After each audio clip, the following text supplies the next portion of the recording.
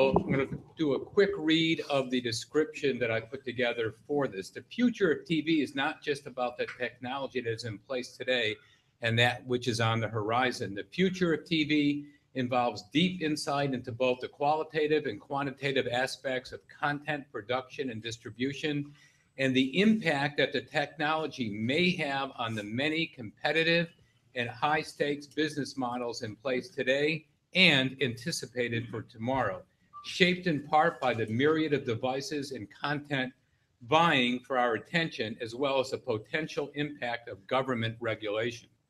Also fundamental to the future vision of this important medium is how consumer behavior will impact the medium, i.e., what customers want, are willing to pay for, and how much. It's an evolving business where there may not be a normal in the future, although I think there's some people who will comment differently on that. Analysts, by definition, work at the intersection of business and technology and regularly monitor the many metrics that form the foundation. Our distinguished group of analysts and executives will discuss, debate, and even challenge some of the basic premises that are important as we look to the future of TV in an informative and engaging panel. So with that, I'm going to ask each of the panelists to take a moment, say who they are, where they work, what they do, and how that impacts this particular topic. And I'm going to start at the far left with David Harrington. David? Good morning, everybody. My name is David Harrington. I'm a managing partner with EFA Partners. EFA Partners is a boutique investment bank serving the entertainment, media, and telecommunications industries. I've personally been involved in various capacities in the media and communications industries for over 25 years, including co-founding and building a 15-station broadcast television group that had television stations across the country. I was a managing director at GE Capital, where I arranged and led over $2 billion in financings for private equity-backed public and private companies across the media spectrum. Thank you. And to his right, Larry Namer. Yeah, Larry Namer. These days, spending just about all my time in China. Prior to that, I spent all my time in Russia. And prior to that, was in the U.S. building TV networks, probably best known for starting what's now referred to as the Kardashian Network, E! Entertainment Television. And also known as E! Entertainment. After the Kardashians, yeah. A very interesting thing. Yes, it has been. Michael Pachter from Wedbush Securities. Hi, I'm a stock market analyst, and I cover public companies that participate in the film and television entertainment value chain and a bunch of other stuff. Very good. Thank you. Todd Suplee. Did I get it right this time? Perfect. That's a tough one. Good morning, everyone. Thank you for coming so early in the morning. I was gonna be surprised if the room was packed this early in the morning for entertainment professionals to be here. But my name's Todd Suplee. I'm with PricewaterhouseCoopers. I'm not an auditor. I'm not a tax professional. I am on our consulting side of the business. Many people don't realize that we're back in the consulting world and have been in the last 10 years. I focus purely in entertainment media companies, and what that means is I spend all my time with content companies. So I'm going to hopefully bring some fresh look at from a content owner's perspective today. And specifically, I spend time within big data and analytics. So there's a lot of confusion around what does that mean? It's not a tool, it's not a thing, but it's really how do you get the insight? Consumers are getting very finicky about what they want, when they want it, and how they want it. So how do you really glean that out of all the data that is available and really get actionable insights so that you can make better decisions and really meet your consumer? And to his right, Dunia Turil. Hope I got that right? Yes. Close enough. Okay, I'll Close practice enough. that a few times. So Dunia Turl with Nielsen, and I work in our consumer insights and analysis team. I'm the author of Nielsen's Total Audience Report, which is a quarterly report really trying to dig into some of the changes that we're seeing around device adoption, shifts in consumer behavior around media. And last but not least, my name is Marty Schindler. We have a husband and wife consulting team called the Schindler Perspective. Between us, we have a C, a PwC background, top 5 business school, and hands-on experience at companies such as 20th Century Fox, MGM, Lucasfilms Industrial Light and Magic, Kodak, and Bank of America. And at one point or another over the years, we've worked at nearly every point on the entertainment and entertainment technology value chain. So we really understand the intricacies of how they work and how they tie into other points on the chain, both horizontal and on the vertical. And with that, let's get going.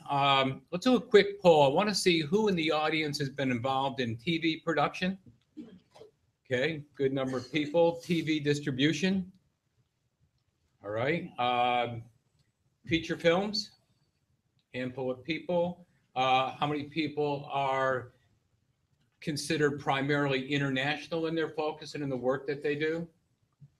Okay, and let's see, how many people came for the bagels? Just about everybody. All right. So we're in a time of rapid change. You know, there are numerous major developments seemingly announced on a daily basis. So how rapid are the changes, and how much is really the 24-hour news cycle? And are we in a stage of upheaval in both the domestic business and in our international business? Yes. Go ahead. The answer is yes. Thank you very much. Yeah. You know, I think we had this talk a few months ago, but I think that the consumer typically doesn't lead, and the consumer typically does not get what he or she wants unless the content owners deign to give it to them. But I think that the race to satisfy the consumer over the top is changing everything. And we were talking about this in the hall. HBO Now shocks me. I mean, that is the company that was never going to divorce itself from cable, totally relied upon cable to sell HBO. And they've decided to go it alone in addition to cable, enabling cord shavers. And I think shavers are probably the right way to think about it rather than cutters. But now we've got this arms race of options. And if you're a cord never, and I think my kids, unless I continue to support them after school, my kids will never be able to afford, cable. There are plenty of options for them for about 40 or 50 bucks a month to be able to watch, rabbit ears broadcast TV and get a handful of good cable content and premium content for half the price of the cable subscription. So that's a massive change. And I don't know when it'll stop, when rational heads prevail. And the rational heads are the content owners. You guys, those of you who are, should be doing something we learned in statistics, I think, or finance, a linear program, and figuring out how to maximize the area under the curve from all the different ways you can sell your content so you get as much money as possible. And right now you're not doing that. Right now you're selling Netflix content for 10 cents on the dollar that you're getting from other distribution, and they're taking 25% of the eyeballs. And that is dangerous. That's a recipe for disaster. So I think that ultimately you guys will get it right. Ultimately, consumers will pay more because they have more options. And that's great. As a consumer, I want that. I want to be able to watch I Love Lucy on demand if I want to. And right now I can't do that, but I think that's coming, I'd say, in the next 12 months. Yeah, I mean, the interesting dynamic that's going on is, the ecosystem that has always been in place on the distribution side is very, very strong between the content providers and the distribution, cable, and satellite, what have you, broadcast networks. And clearly that's changing, consumer-driven changes, but there will be limits to that, in my opinion. I think, there's the HBO Now, there's some so-called, a new term, skinny bundles coming out, or at least being proposed. You may have read yesterday, ESPN is suing Verizon, claiming they're breaching their programming contracts by introducing this bundle. But Cablevision is actually offering a slimmed down package and is mailing and shipping to people that take the package a free antenna, digital antenna. So go over the top for your over-the-air broadcast networks, which from a retrans standpoint, the affiliates and networks don't want that. So it's game on, but I saw a survey, and you read a lot of editorials and people write columns about, I want everything and I don't want to pay for anything.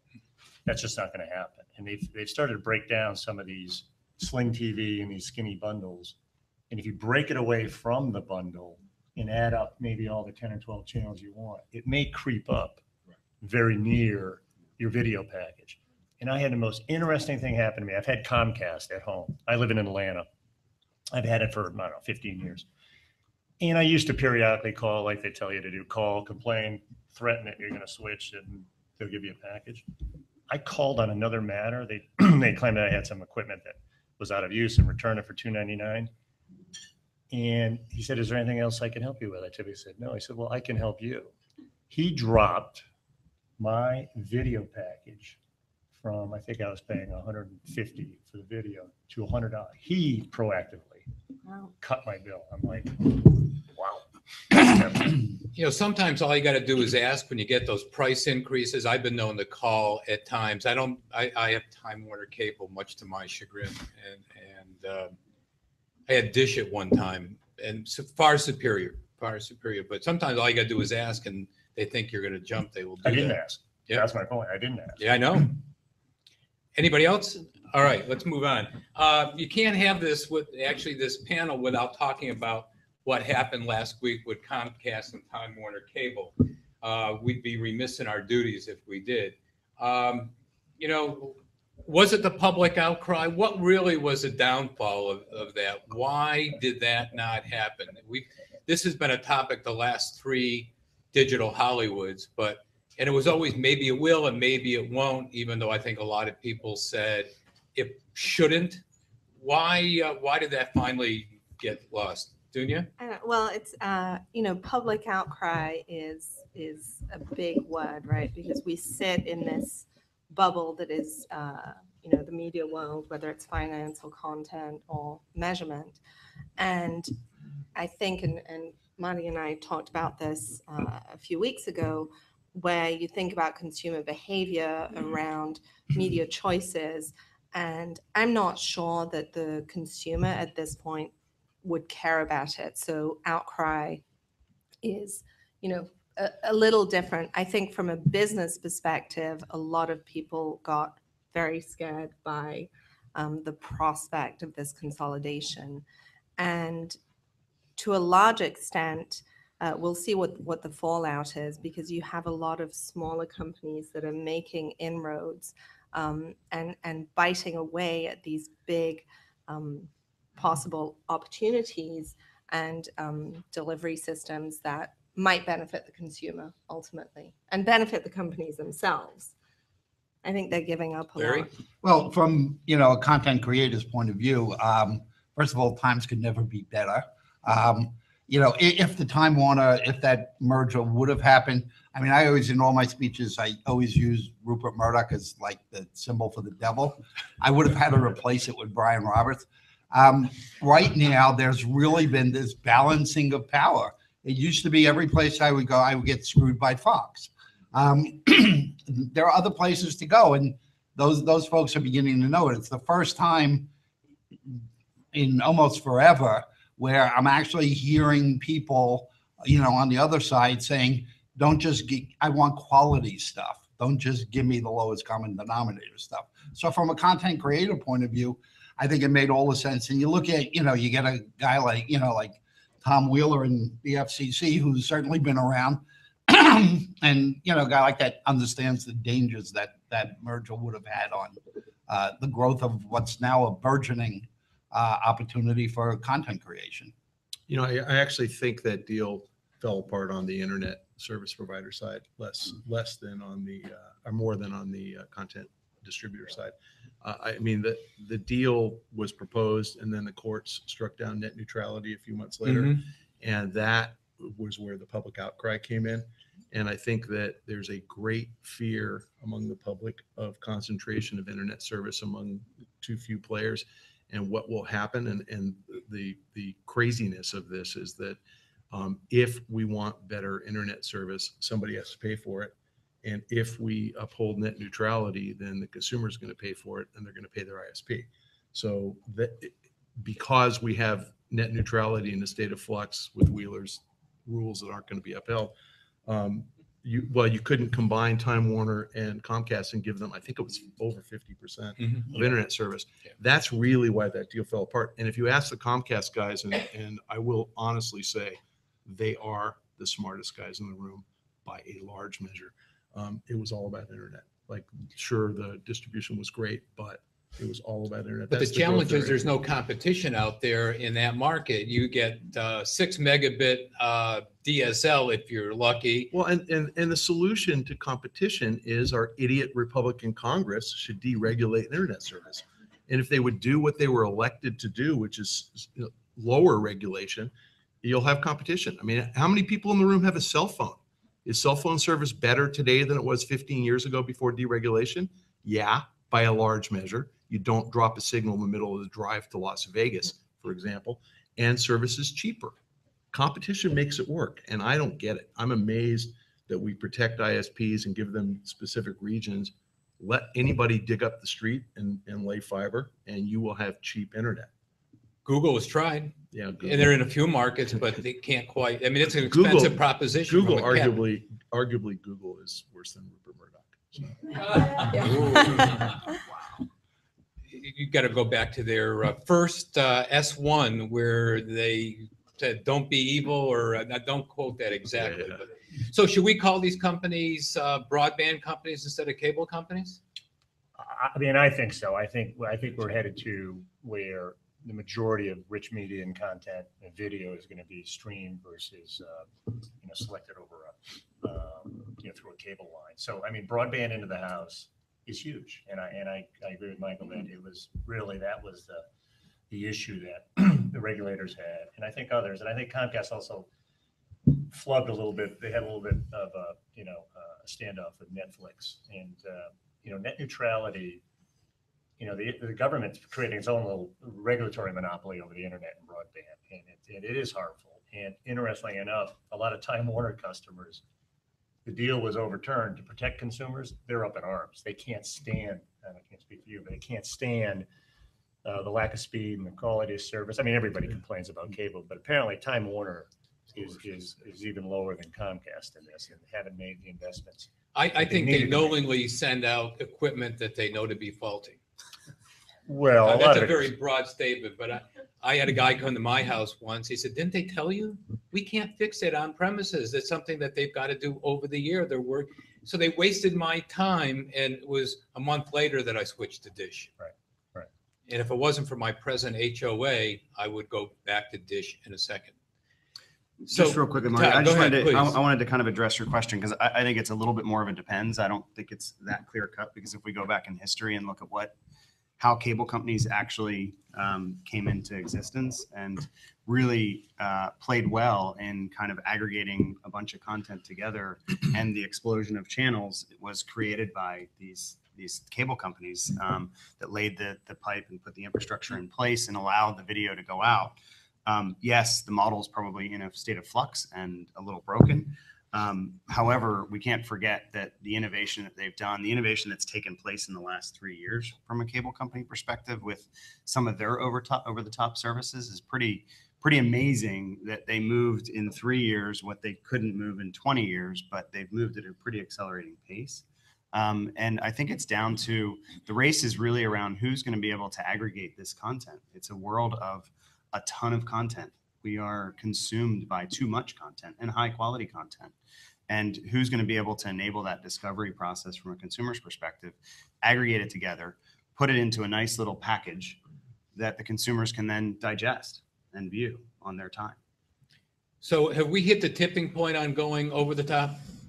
Now, the majority is still people watching a traditional linear TV on a traditional TV, but the trajectory seems to be going in that direction. Have we hit tipping point yet? Is there any fallback? Are we can it ever return the other way? Well, it's the content guys can window anything they want. So the content guys can speed it up or slow it down by what they grant in licenses. And I mean, I actually think that, again, we consumers feel like we have a right to watch any TV show full season, on demand within a year of the original broadcast. Make that 3, and that completely changes the dynamic. And again, HBO, who I thought would never go over the top, HBO's deal with Amazon is a 3-year delay, so a 3-year window. That might end up being the solution. And so, yeah, they can go back. I mean, they can go back whenever they feel like it. The content guys will figure out they're making less money, if people start cutting the cord. And if they start making less money, they will figure out ways to make more money. Won't somebody step into the breach to pick up that slack? So, some content guy? Well, somebody else, there's a lot of people creating original content. So while HBO, I think, does a really good job, if someone doesn't want to pay for it and there's something on Awesomeness TV, or if there's something on from Maker Studios out there or one of the I others. mean, we watch, the old data, 154 hours of television a month per household in America.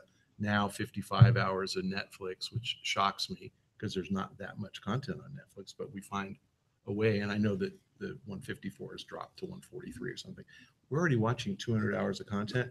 Who's going to step into the breach? And you're not going to watch live sports that way. You're not going to watch the cliffhanger American Idol final that way.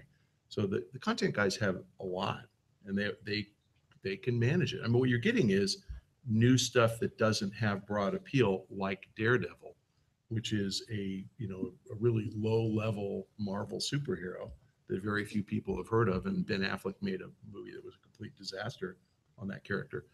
But that has a niche audience on Netflix, so Disney can monetize it, and you're getting it. And you're getting shows like Breaking Bad that probably would never have been picked up by a network. Now they would.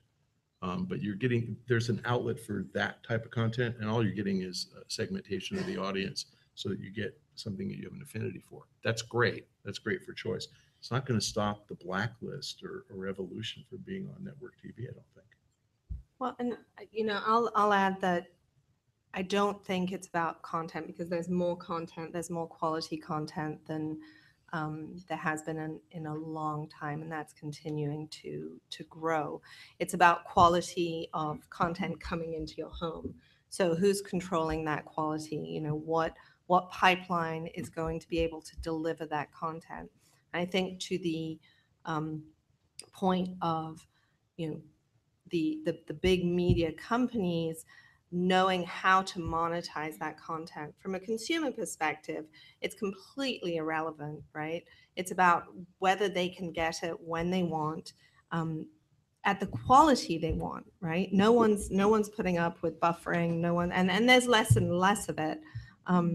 But no one's putting up with having to search too far for the content they want. And so they'll go from one device to the next, one platform to the next. You can switch from your cable provider to a satellite provider, increasingly to the telcos. And so over the top is just one more player in that space. And it really is about the quality of, the physical quality of the content coming in, not the content itself, because people will find the content. From a, is over the top, is that going to change? We're seeing obviously increasingly, and within the Nielsen sample, there's been an increase in, over the top distribution to the household, but that has flattened out somewhat. And, in terms of churn, you see bigger churn of the consumer between the cable, the telco, the satellite providers, than you do see churn between that group and the over-the-top service. Also, when you look at SVOD behaves much more similarly to premium pay than it does to cable delivery. So those are the realities of how the consumer is seeing that. And I think key to all of this is measurement that enables monetization, because the content's out there and there's no reason people should be getting it for free. Todd? Just some stats from our recent research that we did. Those with a pay TV subscription, 18 to 49, greater than 65%, I believe, that have a pay TV subscription also have an over-the-top subscription, which is a significant increase over the same research we did in the year prior. Interestingly enough, the 50 and to 59 age segment actually moved up to about over 58%. So, and they came from about 10% in the year prior. So they were the biggest leap of having this extra OTT subscription in addition to their pay TV package. And what we're seeing is that people are using it as a complementary service, and we're seeing more of the OTTs joining into that mix Obviously, the big one that is everybody's spoken about here is the core, but then there's the others that are out there, the Amazons, the Hulus, and various others that are out there from an over-the-top perspective. But people, when asked if they are going to cut the cord or shave the cord in the next year, very few actually are looking to cut it in the next year. When you ask 5 years out, it starts to increase over about 40%, 30, 40%. When you get out to 10 years, it's over 90%. So it's interesting, but I think this is also consumer behavior, and what they're thinking about in 10 years from now is so far away that I'm not really concerned about it. But they're interesting kind of figures as to where people's kind of minds are at. So though, is that 5-year and 10-year window that you're talking about where people would, in 10 years, you were at 90%, I think. So is that really part of that tipping point comment I made before? The trajectory is there, it's just how long it takes to get to that point? I mean, it's interesting. I think there's a lot of consumer skewing, which you could probably talk about a lot better than I can. But when you get so far out into 10 years, I think it's just too far away to really kind of place a lot of credence on that. But I think it's an interesting kind of directional view. I think what you're going to see coming in the next few years, to your point, is that there's been this explosion of over the tops, and consumers are confused. They're confused again. So it's where do I find this content? It's everywhere. I've got to go to, I've got to search. If anybody is looked to try to find search on content, it's very difficult because you got to go to each one of your over-the-top providers to try and find that piece of content you're looking for. You burn out pretty quickly, and to go back to a linear broadcast is much easier because I can lean back and just have it thrown at me. But keep in mind that cord shaving isn't as big of a dynamic as just watching less frequently. So if a TV show drops from 20 million viewers to 18 million to 16 million, then the rights fees go down. And this is what Viacom just did with all of its write-downs. And so I think the most insidious problem is that hours shifted from conventional television view, whether it's 200 channels, watching Bravo, to Netflix.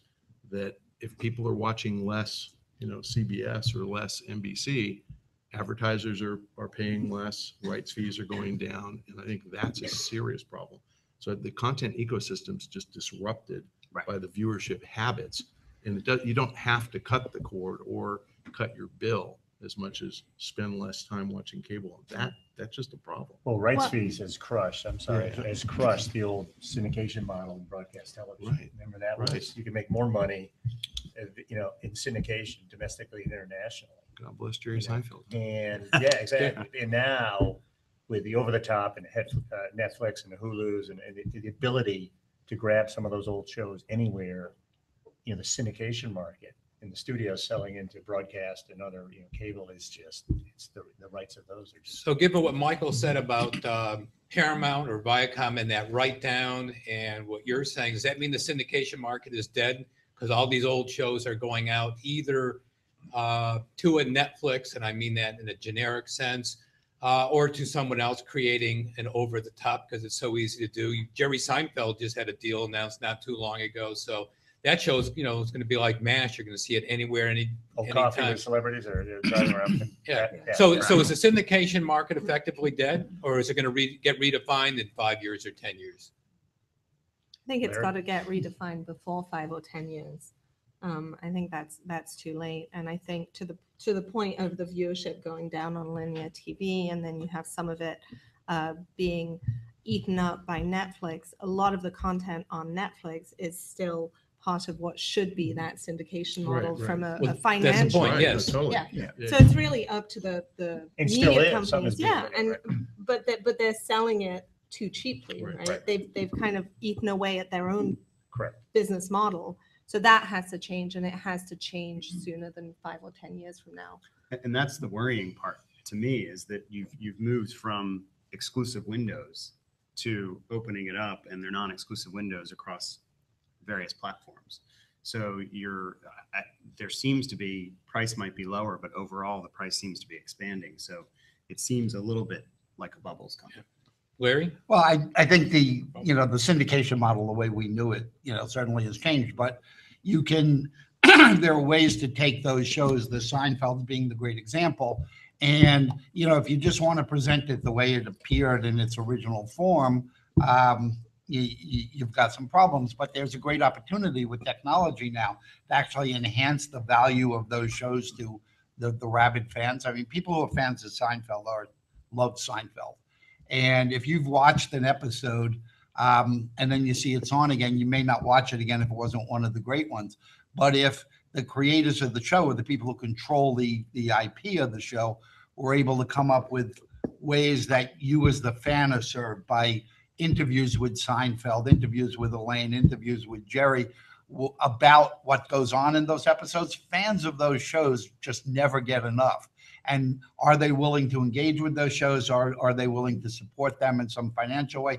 My belief is the answer is probably yes. So the syndication model where you just move it from one network to another exactly the way it was, I think that changes, has changed dramatically. But I think there's an opportunity to do more with those shows that were syndicatable. So you comment about, people will watch a show that one of the better shows and not watch one of the others. That in a way speaks to the over the tops because you have a selection of season 1, episodes 1 through 22, let's say, season 2. So you can pick out which ones are the better ones versus whatever happens to be on during primetime access, for example, which is a term we don't throw around very often anymore either, I don't think. Is that an old term? Well, it still exists. It still exists, yeah.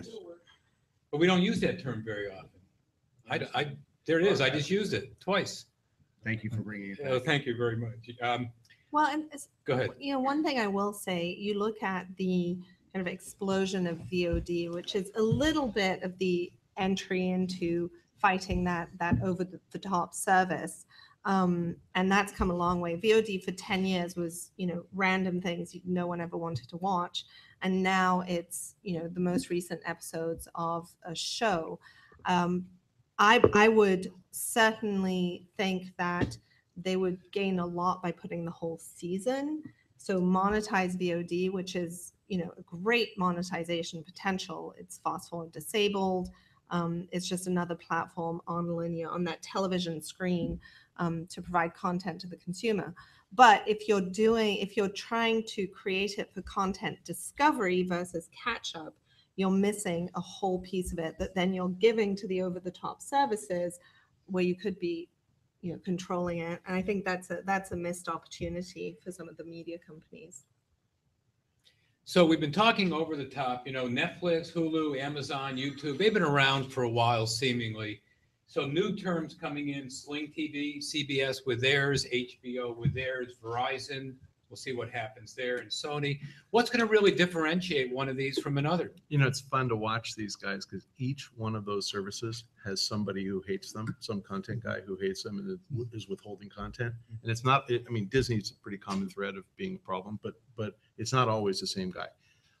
And I don't think Disney is going to cave. I think Disney understands this and understands the value. I thought HBO, Time Warner did, maybe not so much. The CBS guys have absolutely no clue. They'll sell anything, anybody, anytime. Comcast, the most evil people in the world, own NBC and Universal.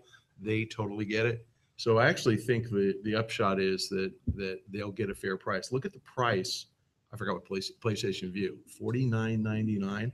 And you get about 1/10 of what you get on cable. You're going to cut your bill in half for 1/10 of the content. That tells you the content guys get it when they're dealing with Sony. And it only plays on a PlayStation. So by definition, you limit the market to 80 million households. That's crazy. 80 million global. So that's crazy. They're going to get their pound of flesh, and PlayStation View is the proof that the content guys are going to get their pound of flesh. And Disney's still holding off on that. So So how will the consumer differentiate one from another? They won't go with a PlayStation View is what ultimately, I hear you say. the solution, the right solution, and this is coming, you can write this down, it's happening, and I know nothing, is Comcast will offer linear TV over the top. Comcast, the reason they wanted to buy Time Warner was they wanted to control the internet. They wanted to put every show over the top, not day and date with release, maybe 24-hour delay or 7-day delay. So they wanted to become Hulu and linear. You can watch it linear or you can watch it catch up. And if you look at rights right now, try watching, on demand, a network television show that's more than 3 weeks old. since, more than 3 weeks past the broadcast date. If we're, I don't know where we are in the season, we're probably at the last episode, we're probably in season or episode 20 now. You can only watch back to maybe 16. And that's just because each content guy negotiates crazy restrictive rights. That'll change because Comcast will step up and say, we'll pay more. We'll give you guys CBS instead of $2.50 a month per subscriber. We'll give you $3 a month per subscriber, but we want Twilight Zone and I Love Lucy on demand all the time. And they'll get it because it's that times 40 million households. And CBS will say $40 million a month more. Okay, you can have it. That is the solution. Comcast is going there. That is what Uverse and Xfinity are. Not Uverse, Xfinity and whatever their thing's called. What's their thing called? Xfinity and they have another one. Nah, whatever. Yeah, it's that though. Comcast is going there. They absolutely get it. They have a vision. They have a mission. They are going to be what all these little cable lights are trying to be. And we'll pay more for that, I think. Yeah, and it really is. I think it comes down to content discovery, right? Netflix provided you that opportunity, and it was pretty much given away by the content providers, the media companies, and they will get it back. I think you're absolutely right about that. I mean, the media guys thought that Netflix, when they wrote those checks, they thought it was incremental, and it was the first year or 2 or 3. They realized that it really wasn't when it started to cannibalize their other revenue streams. And so now there's a huge tension, and let me divide the world into 2 classes. The smart guys recognize that they're giving it away too cheaply. The dumb guys view it as incremental. And Netflix brilliantly is playing the smart ones off against the dumb ones and saying, fine, we'll give CBS all our money and Lionsgate all our money and Sony all our money, and we'll give NBC less and we'll give Disney less. And they're giving Disney more next year. So it's been brilliant. Measurement has to play a role in this, right? Netflix is not providing measurement, and that is limiting the accountability they have, which is limiting the ability to monetize the content downstream. And that's a big issue. And I know from a measurement perspective, obviously I'm, part of a measurement company. One of the things that we're really trying to push is this idea of total audience measurement, because that's where we have to go to. It needs to be measured. It needs to be monetized. It needs to be measured kind of for total content, for total commercial viability. And Netflix has to provide measurement, will be held to providing measurement. And, whoever the third party measurement company is who gets there, it has to get there. And that's the question I'm getting a lot from my clients asking, beyond how do I kind of monetize the measurement aspects of the ad sales world, but how do I just understand my viewership? I have successful shows on my hands, but the data that's coming across from Nielsen isn't necessarily recognizing that, but the social feeds are just lighting up on fire and it's gone viral and we found a very niche audience and those sorts of things. So there's a lot of these make break decisions that are being made by content owners based on measurement that's not quite capturing all of it, as you said, with the total measurement. And then shows are getting canceled before they actually really find an audience. And it's a new world where you are finding audiences and you are able to find those niche audiences and shows can actually continue on. So given Comcast, Larry, did you have something on that? I'm sorry. Well, I think, again, from the independent content creator, I think we continually focus this on, that the fact that you only get a license fee and stuff like that. And I think from a content creator, if you're smart, you're going to look way beyond just license fees and you're going to look for other ways to monetize your product, very similar to children's programming, where you make something and you give it away to a network and you sell a shitload of toys. I don't really find anything wrong with that. And, when you get to measurement and stuff, I understand everybody's in the measurement business, but, what is it you're measuring? Ultimately, was television created to help people sell product? I mean, at the end of the day, they look at that. I mean, and there are places, not so much in this country because you do have so much legacy deals and the Comcast of the world, but there are things going on around the world where the value of a program is being measured by how much of a certain product it sells. And, from a content creator point of view, it changes your perspective on what you're doing and why and who's measuring it now. So how do you measure what you're doing in China? You're not stuck with a legacy. That's a great word that you use. Not so much as you're stuck here, but we've actually got some deals in China where they're reverse engineered. We start with the brand who talks about a problem. We create a media solution that deals with the problem across every platform. And then the payment really comes on what and some of this is experimental because there's no set numbers yet, but it's changing the incremental change in sales volumes that happen. And we get paid on that. We're playing with it. Meaning like the shoes that you're selling. Those are very directly measurable. So in one of our shows, we sell shoes. And we can measure that. I mean, that's easy. But, when you're dealing with a bigger product category, like a liquor category or soft drink category, you could look at and establish a baseline, maybe right or maybe wrong, doesn't make a difference. And then you could look at the media efforts and see if in fact that baseline has changed over a period of time and pay the content creator based on how well they help you sell your product. Soap opera. Hello. Right. So with the connected viewers and Michael commenting that, Comcast Go is over the top on everything coming, whether it's 3 years, 5 years, or 10 years down the road, how do you see that content coming into our TVs? Is that TV going to be better internet directly connected with an Ethernet cable going into it? Or are we going to have another generation of Rokus and Chromecast type devices? Or how is that content going to get there? Because the TVs are going to have to go through a product replacement cycle at some point. And we just really in the last 5 years have gotten into a really good penetration rate for flat screen TV. So how is that content going to get there? Well, there's been all the workarounds, right? The Rokus, the Fire Sticks, and everything else, Google Chromecast, and all that.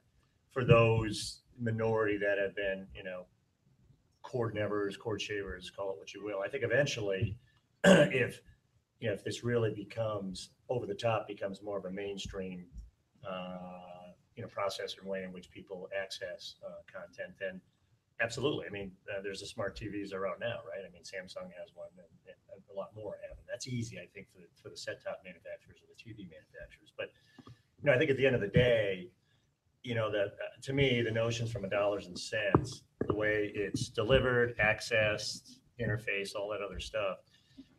I don't think anybody's going to. I think consumers are going to be a little bit disappointed to think that the cost is going to come down and the quality is going to go up. I think if anything, the cost is going to go up. I mean, I think the content guys are going to realize that they have something of value here and that people want. They're going to charge for that.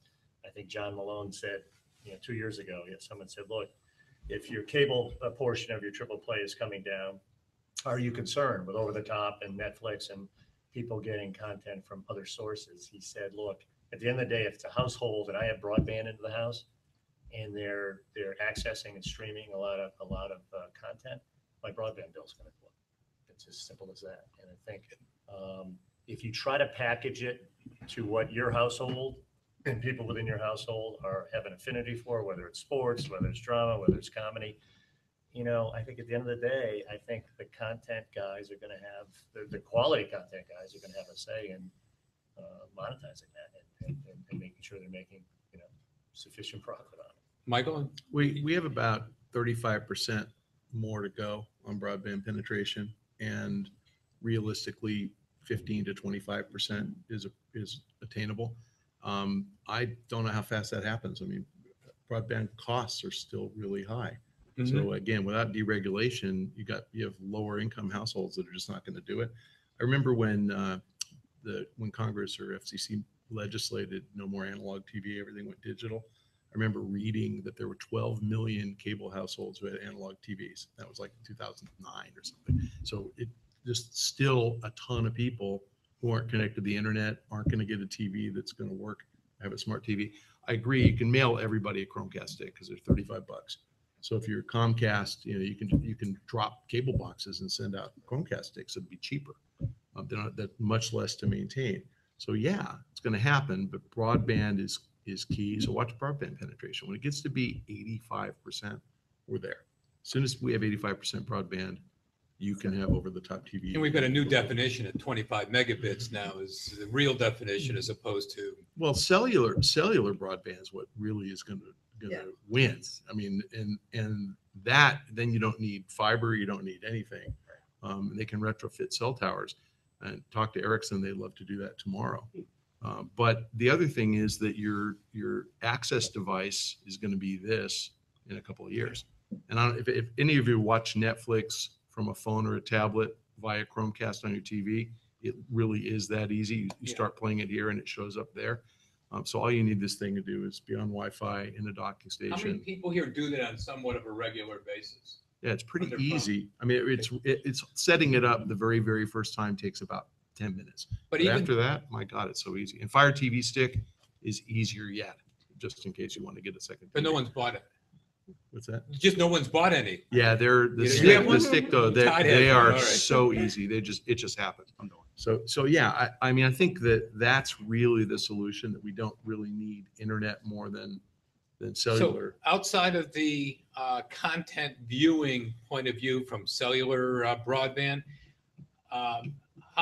we've got a lot of people who, and I do this when I'm in a hotel, for example, tether my phone to my laptop. And the tablets have plateaued at around 55% penetration in the United States because for a lot of us, you still need a keyboard to do some real work. If you got real work, you got to get done. And so for the same reason, I can tether my phone and get a reasonably good signal between my phone and my laptop. How many people do that here? Not bad. All right, so we're talking about original content. Netflix is going to do 320 hours or so this year, up 3 times from prior years. Everybody else is in the original content business in one way, shape, or form, including MTV announcing not too long ago they're going to do a late night show. So the question really is, are there any day parts that are really off limits that some of these providers are not going to get into just for whatever reason? Are we going to see a resurgence of some soap operas, for example, in terms of a day part? Dooney, you must have some stats on that or some thoughts on Yeah, that. so day parts are, now I think, increasingly becoming extinct, right? Because it's on demand. So whether it's on demand through your DVR, through VOD, through over the top. So, does it matter when a show, I mean, you got to place the shows at different times, especially on a linear platform. But as you become more adept in delivering that content across these different platforms, across these different devices, it doesn't matter. As far as what type of content, I think we see surges in different genres, and maybe the kind of telenovela, English style telenovela comes back, and that's more kind of the daytime format, but who's to say you can't watch it at a different time? So what is daytime TV when you have that on demand? I agree. I think it is becoming extinct with on demand, and consumers are burning out. There's too much content and they're feeling a little bit overwhelmed by the amount of content. And we're even hearing in the research I was referencing earlier that consumers are telling us, look, if there's a new season of something coming out, I will DVR it and I will wait 1 to 2 seasons before I actually watch it, because I don't want to invest my time into a show that gets canceled, and I want to make sure it gets picked up and keeps going. So they're starting to look at their time in chunks of investment when it comes to video consumption. So it's an interesting kind of shift in the way that consumers are kind of moving. I don't know that it's a shift. I think that we talk about so many shifts, and I think a lot of the behaviors are actually old behaviors that are coming up again and that we're talking about. So, you think about binge viewing about 5-10 years ago. What did the cable companies do? The cable networks do in the summer. They would absolutely back to back show their key series ahead of the premiere in September. That's binge viewing. That's the Netflix model, the Amazon model. So I don't think it's completely new. I think the difference is that it's the way that people are viewing. I know that's the kind of, everybody says that, but if I leave the office and I happen to have something going on in the background, which I see around my office with people that actually have TV shows streaming on their computers while they're working, and it's this multitasking, especially with the millennial generation. Productivity. Yeah, but it's interesting, and then they leave the office and they get on their phones and they're streaming some other piece of content as they ride the bus or even driving. We are in LA, so people, how many times are multitasking while driving in LA?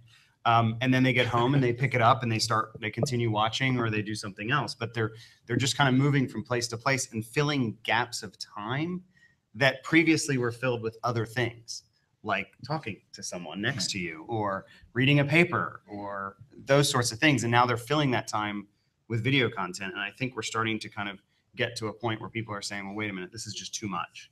I'm too absorbed. It's too singular. So your comment of people DVRing a couple of seasons before they watch it, part of the challenge there is, and I'll cite Time Warner Cable again for having poor capacity in their DVR. And we're at a 50% penetration rate that's also plateaued in terms of DVRs in U.S. households. Is that speaking towards cloud DVRing or another technology to enable you to, because there might be 5 shows that are new that I say, I'd like to watch that, but I am not going to watch it until it's been out there for a season or 2 seasons. But so that's back to the VOD platform, right? And allowing content, owning that content discovery. And then from a monetization perspective and an advertiser perspective, right? As soon as you can insert the current commercials into past content, who it doesn't matter. And so you're getting that incremental viewer to the show, to the quality show that keeps it alive. And you're satisfying the need to really provide it as a vehicle for brands. I think, yeah. And I think to answer your question, the VOD is DVR in the cloud. Okay. Right. It's and I think the behavior of consumers is such that they like that I don't want to have to pick the shows that I need to DVR, those ones that are my top picks. Assuming they remember that there was a show on 2 years ago Right. that, I held off. I mean, sometimes you are overwhelmed, and I won't tell you which ones, but there's shows I'm really sorry I never got into Right. because lack time. But that's back to the content discovery Yeah. and being able to Larry, find did that you have content. something else on? Well, I mean, I wanted to comment on the, some of the stuff, the day parting thing. I mean, as a content creator, day parting is gone long ago. I don't think in terms of, Do you remember when you used to negotiate that? you used to negotiate and stuff. Now you don't have to do it. So, Nuts and putts, right? I was using that one. the Yeah. other thing is from a production point of view, the fact that people are binge viewing and stuff is now being put off. Okay, it totally changes the way we think about production. And it used to be you were on the air and still producing at the same time. So a lot of times you'd have to go back to the same locations and stuff. So our production stuff is probably about 25% down in terms of production costs, because we can look at a season and say, okay, we're going to shoot 17 scenes in that spot. It doesn't make a difference if they're in episode 30 or episode 1. So we get those efficiencies there, which is helping make the shows better, actually. From both a production and a story arc. And as a well. story and a story arc point of view, yeah. Well, I think you're able to, because there's so much more information out there, that how consumers are viewing your content, when they're viewing it, are they pausing it at certain points? Those sorts of things you can go all the way upstream to the content Yeah, I creation and start to leverage that. We look at how people are consuming over seasons now, Right. which has really changed even the way we build stories. Do you see that differently in China than what's happening here today, literally or figuratively today? Yeah, again, I keep using the word legacy. There's a lot less legacy stuff there. It's all kind of new. So the game is wide open. Plus, ultimately, we rely on brands and brand money to keep fueling the engine. I mean, there's not that much that people actually pay direct for. In China, here, I said this before to someone, Coke and Pepsi are, they're fighting for 1/100th of a point in market share. So the amount of money they're willing to risk for something new and innovative is relatively small. In China, when you got 1.3 billion people and something really creative can move the needle a few points, the upside is so high that you get more money being thrown at new ideas. So are we going to learn something, or let's say our other developed countries going to learn from what's going on in China? Can we? Yeah, I Are we think too so. I mean, entrenched? I'm not there because I have this great love of Chinese food. I'm there because it's this market that's enabling people like me who choose to be independent to start to try new things and think of new things and think of new models that could be brought to the rest of the world. The days where you used to be able to think of linear television, and you're going to control every pixel on the screen, and when people see it, those are long gone. The days where the U.S. market by itself dominated the world of media so heavily, those are pretty much gone too. So, yeah. I want to go back to HBO for a moment. HBO has been said about 10 times today, maybe more. When they first announced their over-the-top service, they talked about a universe of 10 million people out there that they were going after. How good is that number of 10 million? And others have used it. 10 million people who don't buy TV. If you listen to Netflix conference calls, they've commented twice in a row now that the bulk of their new subscriber additions, which is over 5 million in the last year, more than half were below median income. Those people probably don't have $150 a month cable bill. You're making $38,000 a year. So I actually think that's the opportunity, and I think that HBO has never been accessible to people below median income. I mean, it's just too expensive to sign up for $100 cable bill plus 15 HBO, and to be able to get HBO straight. Do you think that's a tremendous opportunity? Is it that economic demographic you think is a majority of that 10 million? I'd say 90% of it. Okay. Who doesn't have HBO who wants it now? That's people who don't have any money. So, I mean, what rich person doesn't have anything they want now? I mean, come on, they cost $15. That's like saying, none of us have had Starbucks before, but we really can't wait till we try our first one. That's just, if you have a lot of money, you've had Starbucks. Or No, it's changed the dynamic on those Yeah. pages, HBO or Stars or Showtime. Yeah. True, that below that median household income, that demographic was. And it's half the population. So Right. the 10 million is But understated, I think. But at what point when it's unbundled, right, they start adding all the pieces and now realize that you're getting less for Oh, sure. the same amount or more. And the risk And- is CNN and TMT or TNT. It's like those networks, the cable guys are going to start cutting rights fees on, and that's going Right. to screw them. Right. So yeah, that's why I said I was surprised Warner Brothers did it. I agree. They have to add it all up. HBO as a division is going to kill it. They're going to do great. It's Warner Brothers the Time Warner that I think has some risk.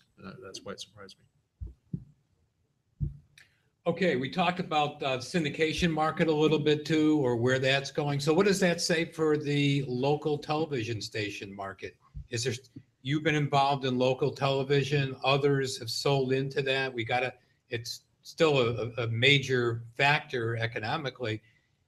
Is there a market for local television stations down the road? Oh, there definitely is. I think you've got to break out in terms of the DMAs. Obviously, the large, Boston and LA and Chicago and New York, that's a different ballgame in terms of demographics, I think. But in Peoria and some in kind of middle America, local over-the-air broadcast does very, very well. And from a financial standpoint, in that and they're rolling out and producing more local news. Right. And I think you've got to be local to be a successful broadcast station. I think you can't rely on Seinfeld or MASH and some of these other things, although you're getting that cost has come down, quite frankly.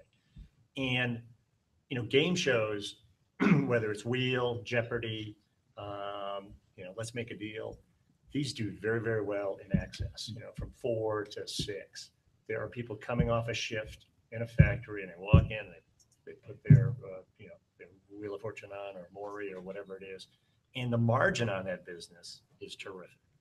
But broadcast television, I mean, it used to be the day where they had rights, some sports rights of the local teams, wherever they were. Those are gone. That's all gone to cable.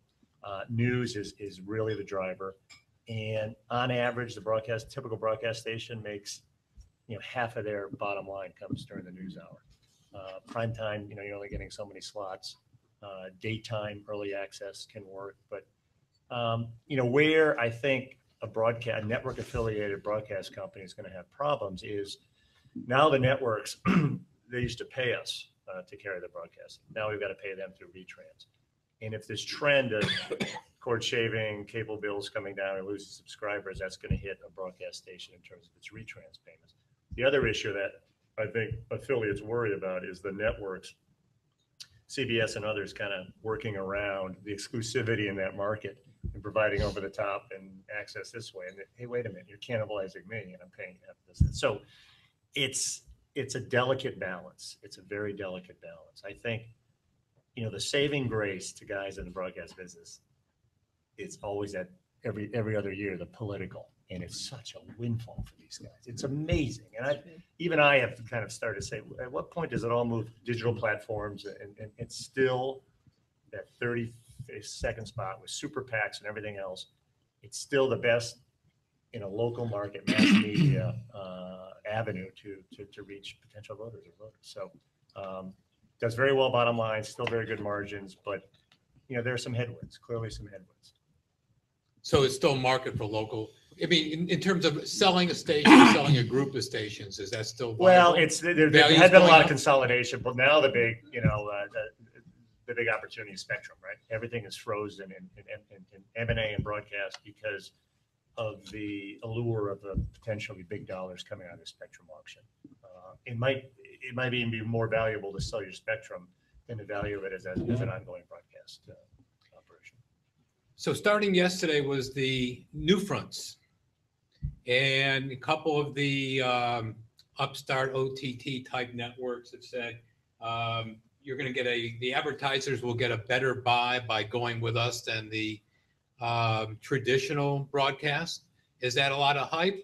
And what, in response to that as well, what kind of major announcements are going to surprise us in the next 2 weeks coming out of the New Fronts? Michael's got a big smile on his face. You know this is something just- out there. I can tell. we were talking earlier about this is just data mining and being able to say you understand your customer.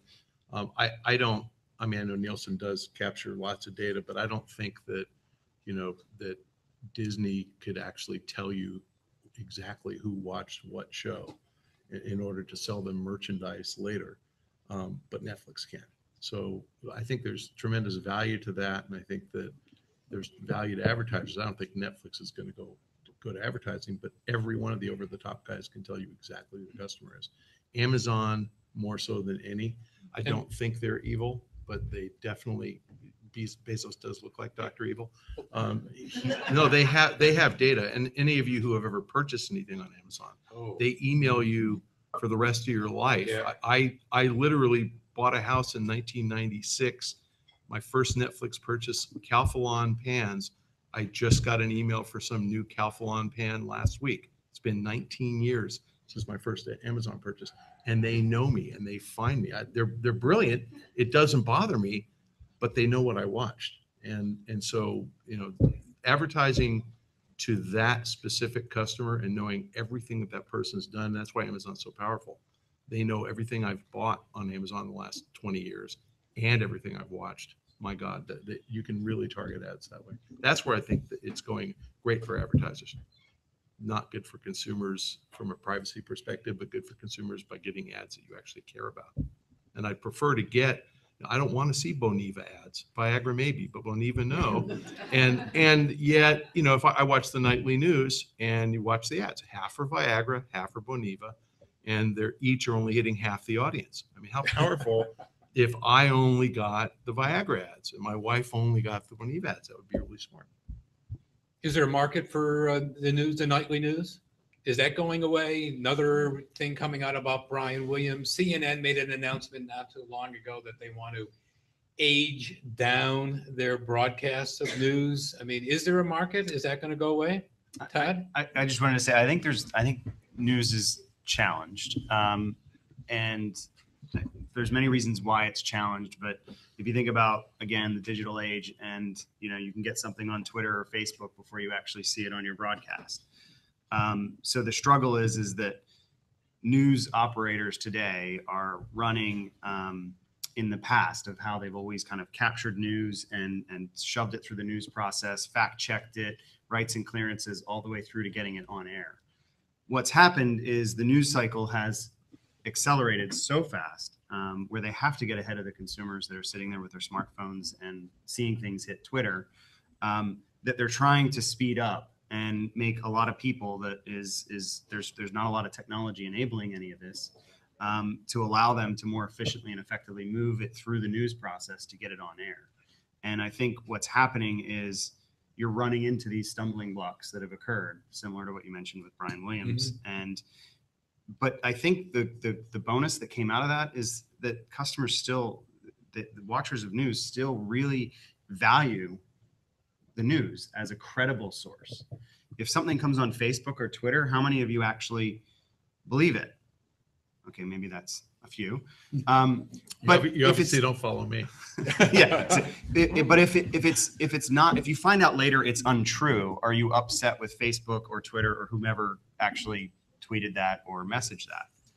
Likely not. However, if your news channel actually said something that was factual, as played out in the press recently, they would get really upset. So it is important that those standards and practices are still put in place through the news organization, but there needs to be they need to be updated. But Marty, there's a reason I mentioned Viagra and Boniva, and that's because that audience is over 50, and it's not 20% over 50, it's 90% over 50.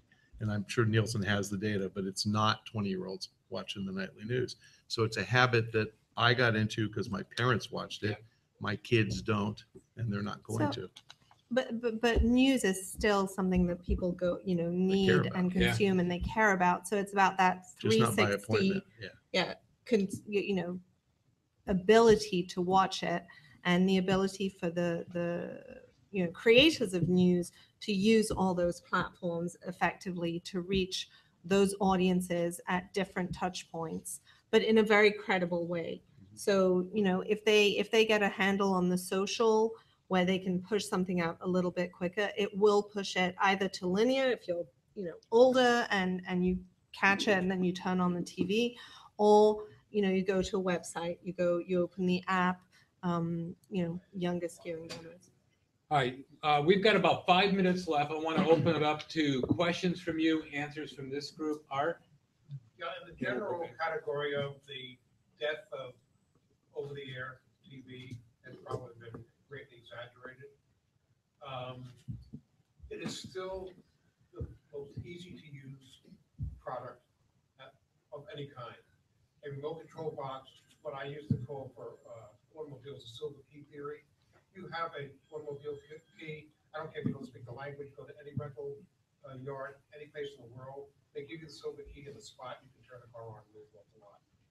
With TV, I don't care whether you're in a hotel room or anything else. You can figure out how to turn it on and get to channels 2, 4, 7, or what the local channels are.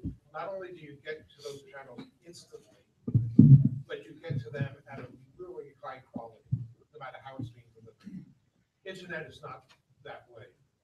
And especially with the use of lower thirds for advertising, which is annoying, that whether it's DVR or whether it's live, the ad revenue is still, I think, going to go to broadcast TV and will set the standards.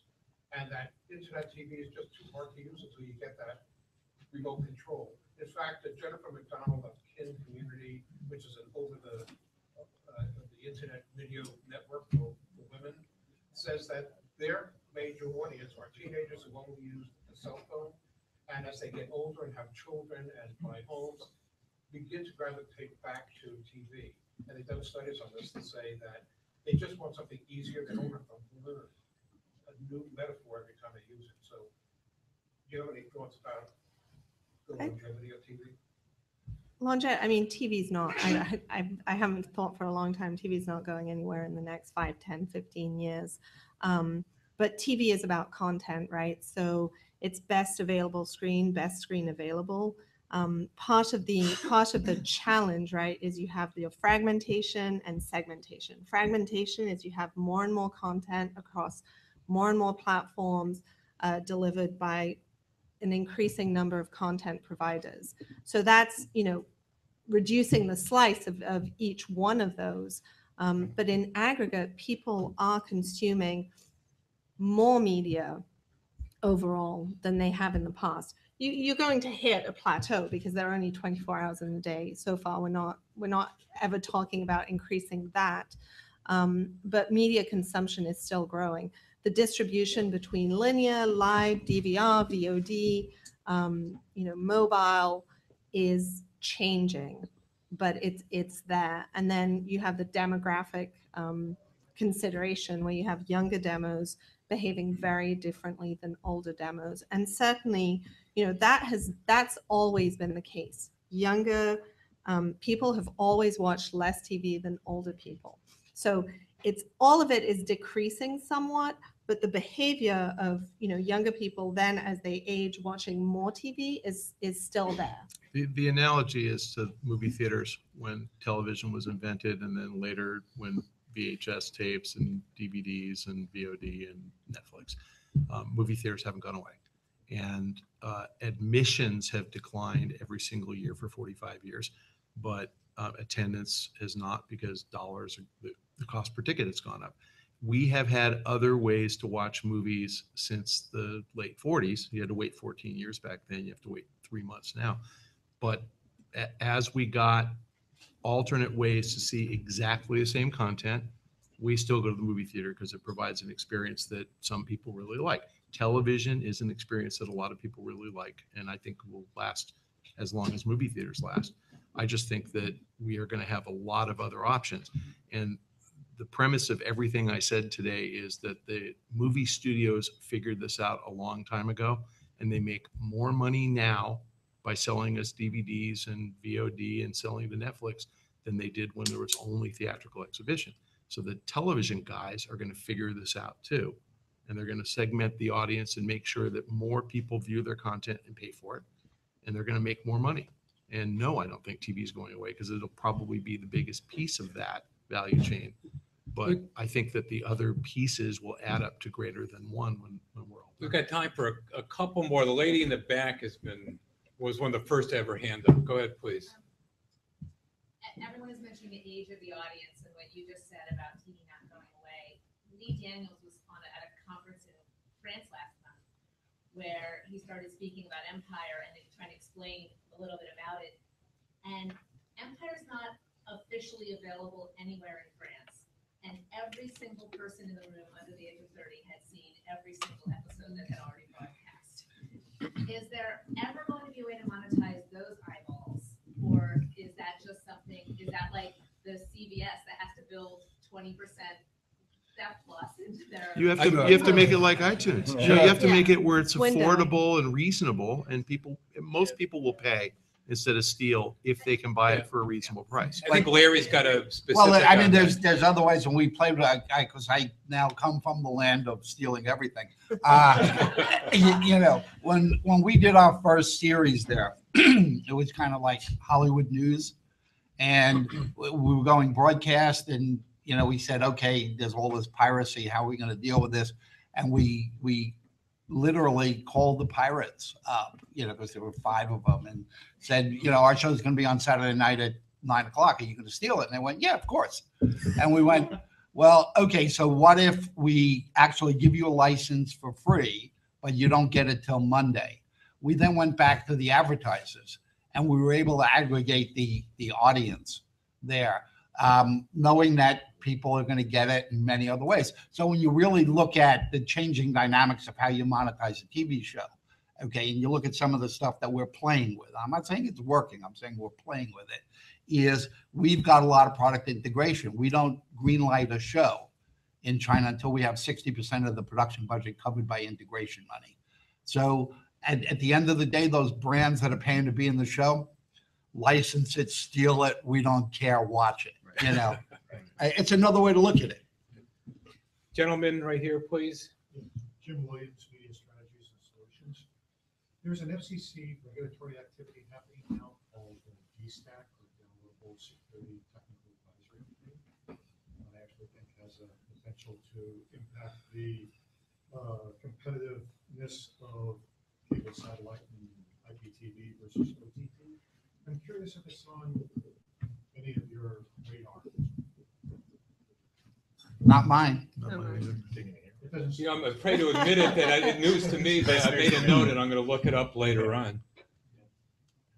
A gentleman in the back of the door had his hand up earlier. Yeah, quick question for everybody with regards to the value of content.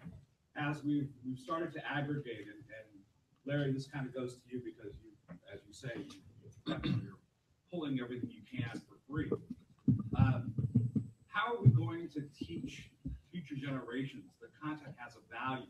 And I don't necessarily mean for celebrity, because obviously everybody goes, oh, there's an actor, he makes a gajillion dollars.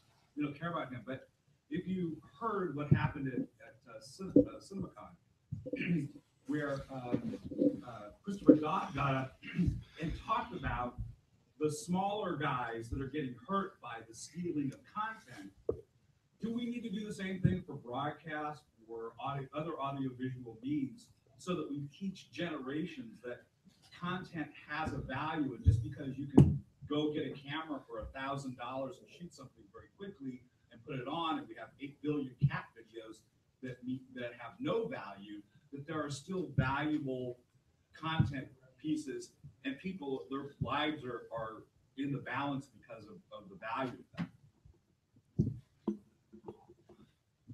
Who's got it? Value? I think, the question becomes, is value to who? Is it, if you, again, you look at, and I always back to brands, because brands provide the money that fuels everything. If I'm able to deliver those eyeballs, I provided value to somebody there. So if somebody gets the content for free, but my brand is paying me for it, I'm not sure I see the difference. And with that, we're out of time. We could go on for a lot more. Please join me in thanking the panel for a great job today.